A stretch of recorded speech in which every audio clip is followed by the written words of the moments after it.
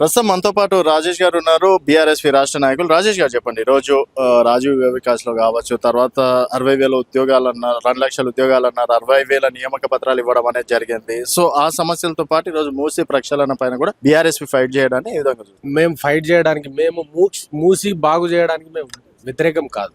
General గా మేము fight చేయడానికి మా యొక్క రీజన్ ఏంటంటే, నీకు 9,000 కోట్ల సంబంధించిన ఫీజు రియంబర్స్మెంట్ బకాయిలు ఉండగా అది రిలీజ్ చేయడం శాతగాక ఆ డబ్బులను తీసుకుపోయి నువ్వు మూసి రిజర్వేషన్ చేస్తా అని చెప్పేసి, ప్రక్షాళన చేస్తా అని చెప్పేసి, అక్కడ వచ్చేసి గాంధీ గారి విగ్రహం కడతా అని చెప్పేసి ఎంత లత్కోరు కథలు చేస్తున్నావు కదా, దానికి మేము వ్యతిరేకం. నువ్వు మూసి ప్రక్షాళన చెయ్యి, మూసి సుందరీకరణ చెయ్యి. 150,000 కోట్లతో కాదు కదా. గతంలో ఉన్నటువంటి ప్రభుత్వం ఏమో 16,000 కోట్లతోటి 1000 అంచనాలు వేసింది, అయిపోతుంది అని చెప్పేసి. దాదాపుగా దాంట్లోనే 90 STPలు చేస్తాము, అదే విధంగా సుందరీకరణ చేస్తామని చెప్పేసి, దాదాపు 15 బ్రిడ్జిలు కూడా కడతామని చెప్పేసి ఆ యొక్క దాంట్లో మ్యాప్ లో ఉన్నది. కానీ ఇవాళ వీళ్ళు పైసలు దండుకోవడం కోసం, కమిషన్లు దండుకోవడం కోసం, కాంట్రాక్ట్ల కోసము, వీళ్లకు ఢిల్లీకి డబ్బులు పంపడం కోసము ఇవాళ 150,000 కోట్లకు పెంచి నేను చేస్తా బాజాప్తగా, నేను 10,000 ఇండ్లు కూలుస్తా అని చెప్పేసి నువ్వు నువ్వు ఇదేమైనా సౌత్ కొరియా అనుకుంటున్నావా, నార్త్ కొరియా అనుకుంటావా?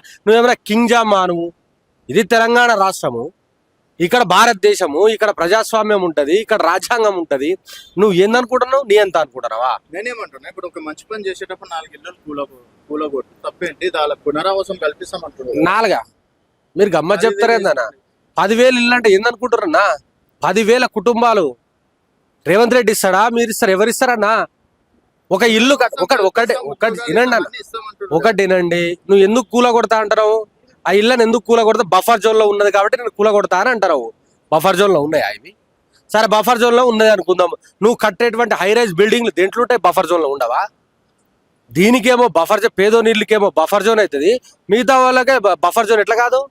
ఏం తమాషానా ఇదే? లేకపోతే సిగ్గు శరం ఏమైనా ఉన్నదా? ఏం మాట్లాడుతుండ్రు రేవంత్ రెడ్డి? ఏం మాట్లాడుతున్నా రేవంత్ రెడ్డి?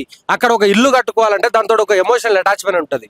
అదే విధంగా వీళ్ళు పర్మిటెడ్ గా సంబంధించి అన్ని రకాలుగా పర్మిషన్స్, ఎలక్ట్రిసిటీ డిపార్ట్మెంట్ చేయాలి, మున్సిపాలిటీ డిపార్ట్మెంట్ చేయాలి, రెవెన్యూ డిపార్ట్మెంట్ చేయాలి, అన్ని రకాల డిపార్ట్మెంట్ నుంచి ఏమో పర్మిషన్లు తీసుకొని వాళ్ళు ఇవాళ ఇల్లు కట్టుకుంటే నువ్వు వాళ్ళ ఇళ్ళను కూల కొడతా అంటే ఏందన్నట్టు? దానికి సంబంధించిన ఒక్కొక్కరికి 50-60 EMIలు ఉంటాయి. అది ఎవడ కట్టాలి? నువ్వేదో డబుల్ బెడ్రూమ్ ఇల్లు కట్టిస్తా ఎటో పొమ్మని చెప్తారు, ఎవడు కట్టాలి? నీ అయ్య కడతాడా లేకపోతే రేవంత్ రెడ్డి కడతాడు? ఎవరు కడతాడు? అంటే అభివృద్ధిని అడ్డుకుంటామని మేము అంటలేము బ్రదర్. అభివృద్ధిని అడ్డుకుంటామని మేము అంటలేము. అభివృద్ధి చేద్దాం. మూసీలో నీళ్లను మనము మంచి నీళ్లను బారిద్దాం, మూసిని మంచి చేద్దాం. కానీ ఇల్లు కూలగొట్టుడు అద్దు. ఉన్న మూసిని మంచి చేయి. ఎవడద్దు ఉంటుడు? మేమే పాలాభిషేకం చేస్తాం కదా రేవంత్ రెడ్డికి. మూసిని ఫ్లైఓవర్ వేసేటప్పుడు 4 ఇళ్ళు పోతాయి కదా, అదే విధంగా ఇంత పెద్ద ప్రాజెక్ట్ ఉన్నప్పుడు అన్న, నీకు గతంలో బీఆర్ఎస్ గవర్నమెంట్ DPR రెడీ చేసి పెట్టింది.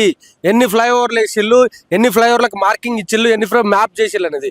దాని ప్రకారం పోరాదు. ఒక్క ఇల్లు కూడా పోదు కదా నీకు. దేనికోసం? ఇయ్యాలనేమో పేదోని ఇల్లేమో ఇల్లు అవుతుంది, నీ తమ్ముని ఇల్లేమో, నీ అన్న ఇల్లేమో అది బఫర్ జోన్ లో ఉన్నా కూడా వాటిని కూలగొట్టావు. ఎందుకు కూలగొట్టావు అన్న? మేమనేది ఒకటినండి. మీరు ఇప్పుడు అడిగిరు, మంచి క్వశ్చన్ అడిగారు కాబట్టి చెప్తున్నా. మేము ఓట్లేసింది దేనికోసం అన్నా, నాకు 2 లక్షల ఉద్యోగాలు ఇస్తాడని ఓట్లేసినాం మేము. అదేవిధంగా నిరుద్యోగ వృత్తి వస్తుందని ఓట్లేసినాం. అదేవిధంగా రైతు భరోసా అని చెప్పి 15,000 రూపాయలు వస్తాయని ఓట్లేసారు. పెన్షన్లు పెరుగుతాయని అంటేనే ఓట్లేసారు. మహిళలకు 2,500 రూపాయలు ఇస్తాడని ఓట్లేసారు తప్ప 150,000 కోట్లకు సంబంధించిన నువ్వు మూసి రిజర్వేషన్ కింద ప్రాజెక్ట్ కింద డబ్బులు దోచుకోపోతా అంటే ఎవడు ఓట్లేయాలి? ఇక్కడ అవన్నీ చెప్పి ఉంటావు. ఫ్యూచర్ సిటీ కడతా అంటే ఓట్లేసినా అన్నాం మేము. ఫార్మాసిటీ కడతా అంటే ఓట్లేసినామా అన్న మేము. మాకు యూరియా కావాలి, మాకు నీళ్లు కావాలి, మాకు కరెంటు కావాలి, మా రైతులకు రైతు భరోసా కావాలి, మా నిరుద్యోగులకు, నిరుద్యోగ సోదరులకు నిరుద్యోగ భృతి కావాలి, ఉద్యోగాలు కావాలి. దాని గురించి మాట్లాడరా నాయన అంటేనేమో ఏదో చెప్తావు. అంత తమాషా మాటలు. స్వయాన అసెంబ్లీలో అన్న వీళ్ళు అసెంబ్లీ దాడి బొట్టు మీద నిలబడి ఒకరోజు మొత్తము ఇప్పపు సార మీద డిస్కషన్ జరుగుతుందన్న తెలంగాణ రాష్ట్రంలో. కానీ నా నిరుద్యోగ సోదరులకు ఇచ్చినటువంటి హామీల మీద డిస్కషన్ లేదు. 2 లక్షల ఉద్యోగాల గురించి డిస్కషన్ లేదు. అదే విధంగా నిరుద్యోగ భృతి గురించి లేదు. అమ్మాయిలకు ఇస్తాన స్కూటీల మీద లేదు. బ్యాక్లాగ్ పోస్టుల గురించి లేదు. వికలాంగులకు పెంచుతున్నటువంటి పెన్షన్ల మీద లేదు. రైతు భరోసా మీద లేదు. 24 గంటల కరెంటు మీద లేదు. నీళ్ళ గురించి లేదు. దేని గురించి డిస్కషన్ నడుస్తుందన్న మన తెలంగాణలో? టకీలా, ఇప్పపు సారా ఏందన్న? నువ్వు ఏం చేయదలుచుకున్నావు తెలంగాణ రాష్ట్రాన్ని? సో ఫైనల్ గా మేము చెప్పదలుచుకుంది ఏంది అని అంటే ఉద్యమం స్టార్ట్ చేస్తాం. 100% దఫల వారీగా మాకు మా యొక్క పార్టీ నుంచి డైరెక్షన్స్ వచ్చినాయి. ఫస్ట్ దఫా మాకు మూసీ ప్రక్షాళన గురించి వీళ్ళు చేస్తున్నటువంటి దమనకాండ ఏదైతే ఉన్నదో, వీళ్ళు దోచుకునే దోపిడీ ఏదైతే ఉన్నదో, 1,00,000 కోట్లకు సంబంధించిన కబ్జా ఏదైతే చేస్తా ఉన్నారో దాని మీద ఆ యొక్క పునరావాస కేంద్ర ఆ యొక్క పరిసర ప్రాంతంలో ఉన్నటువంటి ఎవరైతే నిరాశ్రయాలు ఉన్నారో వాళ్ళని జాగృత చేయడం మా ధర్మము. మేము యాజ్ ఏ స్టూడెంట్ లీడర్లుగా మేము వాళ్ళ దగ్గరికి పోతాము, ఎక్స్ప్లెయిన్ చేస్తాము. ఏ విధంగా ఈ యొక్క డబ్బులు దోచుకునే ప్రయత్నం చేస్తున్నారు రేవంత్ రెడ్డి అనే దాని గురించి మేము క్లియర్గా ఎక్స్ప్లెయిన్ చేస్తాం, జాగృతం చేస్తాం.